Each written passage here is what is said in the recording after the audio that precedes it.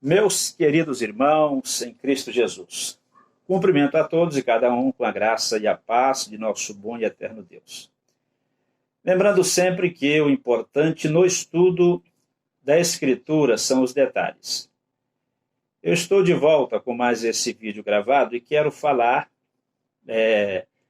brevemente sobre essa questão envolvendo o acordo assinado pelo primeiro-ministro Benjamin Netanyahu e os Emirados Árabes e o Bahrein.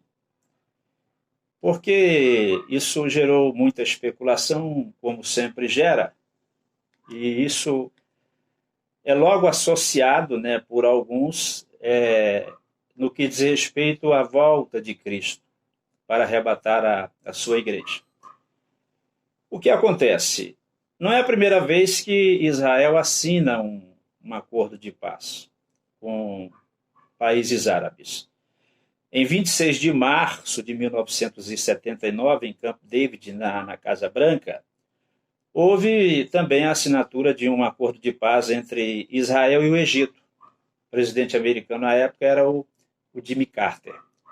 O primeiro-ministro egípcio era o Anwar al-Sadat e o primeiro-ministro israelense era o Menachem Begin. Inclusive, o primeiro-ministro egípcio, o Anwar al-Sadat, ele pagou com o sacrifício da própria vida a assinatura deste acordo com o primeiro-ministro de Israel. Os radicais muçulmanos o mataram covardemente, diga-se de passagem. Também tivemos em 13 de setembro de 1993, com o primeiro-ministro Yitzhak Rabin sendo o primeiro-ministro de Israel e o líder palestino Yasser Arafat. À época também, eles assinaram um acordo no pátio da Casa Branca. O então presidente americano era o Bill Clinton. Coisa interessante. E, à época, fez-se a mesma coisa que está se fazendo hoje. Se associou isto à vinda do Senhor Jesus Cristo para raptar a sua igreja desta terra. Ponto de número 1. O ponto número 2. Em 14 de maio de 1948, um dia antes do fim do mandato britânico sobre a terra de Israel, houve a assinatura do documento proclamando e reconhecendo a nação de Israel novamente depois de muitos séculos, admitindo inclusive Israel como membro da Organização das Nações Unidas. Isso aconteceu no dia 11 de maio de 1949. Também associou-se isto à vinda de Cristo, arrebatamento da igreja, sinal dos tempos e etc. Ora, e também falando-se sobre a pessoa do anticristo. Então é o ponto número 3 que eu quero abordar agora, o anticristo. Ele é citado muitas vezes nas páginas da Escritura Sagrada, a partir do Antigo Testamento, obviamente. Por exemplo, Salmos 5, versículo 6. Ele é chamado de sanguinário e fraudulento. Isaías 10, versículos 5 a 12, o anticristo é chamado de o assírio. Em Daniel 7:8, ele é chamado de o pequeno chifre. Daniel 9:26, o príncipe que há de vir. Daniel 11, versículo 21, ele é chamado de homem vil. Então eu citei aqui exemplos extraídos do Antigo Testamento em textos da Escritura Sagrada, nos quais o anticristo é mencionado. Então, o que nós temos aqui à luz das Escrituras Sagradas? O que a assinatura deste acordo entre Benjamin Netanyahu, os Emirados Árabes e o Bahrein tem a ver com o arrebatamento da igreja ou com a manifestação do anticristo à luz das Escrituras Sagradas? Não tem absolutamente nenhum tipo de conexão. Então, sempre que ocorre algum acontecimento que algumas pessoas consideram incomum ou de caráter extraordinário, sempre ligam isto ao arrebatamento da igreja, ascensão do anticristo e etc. Ora, grande parte de escritores, teólogos, professores de escatologia, professores de seminário, escritores, pastores, etc., fazem exatamente isto. Aí, neste caso, pergunto: quando o anticristo realmente se manifestará? Ora, a Escritura o diz claramente quando isto acontecerá. 2 de Tessalonicenses, capítulo 2, versículo 3.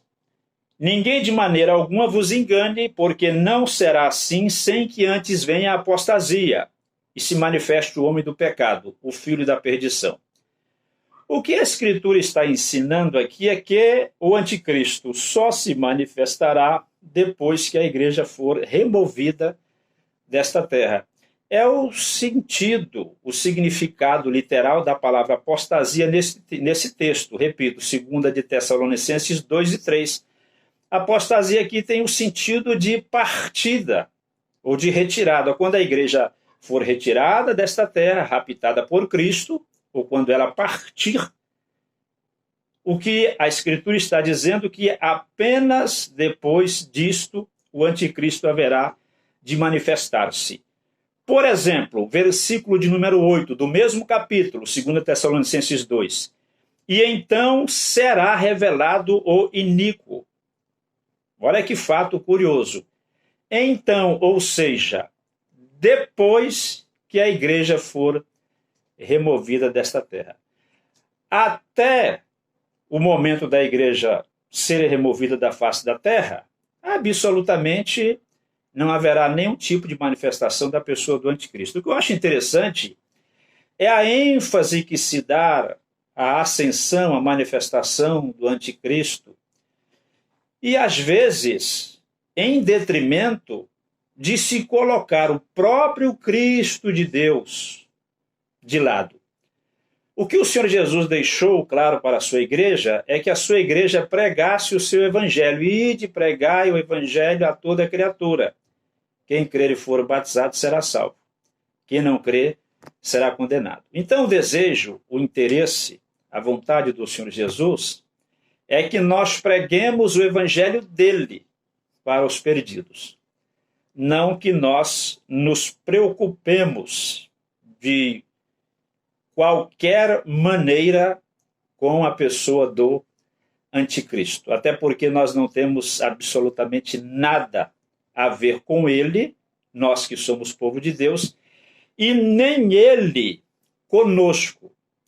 Então eu quero concluir esse vídeo, porque ele já está ficando um pouco longo, dizendo o seguinte: a vinda de Cristo para arrebatar a sua igreja, ela será iminente, no sentido do que a Escritura Sagrada ensina. Isso indica que o Senhor Jesus voltará para arrebatar a sua igreja a qualquer momento, e não haverá nenhum tipo de sinal e nem de aviso prévio. Este é o sentido da palavra iminente no contexto da Escritura Sagrada, ou seja, algo que acontecerá, mas que este algo que acontecerá sem que haja nenhum tipo de aviso prévio. Então, esta é a doutrina do arrebatamento iminente da igreja do Senhor Jesus Cristo. Exemplo, Evangelho do Senhor Jesus segundo escreveu João, o apóstolo, capítulo 14, verso 3. E se eu for e vos preparar lugar, virei outra vez, e vos levarei para mim mesmo, para que onde eu estiver estejais vós também. Virei aqui é a palavra no grego erchomai ou erkomai. E o Senhor Jesus falou sobre a vinda dele uma única vez. enquanto esteve no exercício do seu ministério terrenal nesta terra. Foi exatamente na noite em que ele foi traído por Judas Iscariotes. Então ele disse: virei outra vez. Jesus ele não associou o seu regresso para buscar a igreja a nenhum tipo de aviso prévio, a nenhum tipo de sinal. Porque o que é ou o que será o arrebatamento da igreja? 2 de Tessalonicenses, capítulo 2, e o versículo de número 1. Ora, irmãos, rogamo-vos pela vinda de nosso Senhor Jesus Cristo e pela nossa reunião com ele. Então, o que será o arrebatamento da igreja? A retirada dos salvos em Cristo por ele desta terra, para que a seguir nós nos reunamos com ele.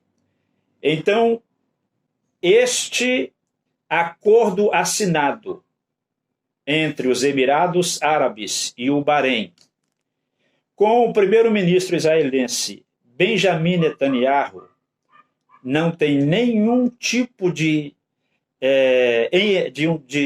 relacionamento, nenhum tipo de influência em relação à vinda de Cristo para arrebatar a sua igreja e nem a manifestação da pessoa do anticristo. Simplesmente assim. Analisando o texto à luz das Sagradas Escrituras. O importante, realmente, eu vou repetir, é que nós preguemos o Evangelho do Senhor Jesus Cristo para os perdidos, sirvamos a Deus com sinceridade e inteireza de coração, e quando chegar o momento determinado por Deus, a sua igreja será removida desta terra. Se você, meu irmão, gostou deste vídeo, por favor, eu peço que você o compartilhe. Assine a notificação para que quando eu gravar outros vídeos, você seja avisado e ou avisada. Lembrando sempre que o importante no estudo da Escritura são os detalhes. Deus abençoe a todos por Cristo Jesus. Amém.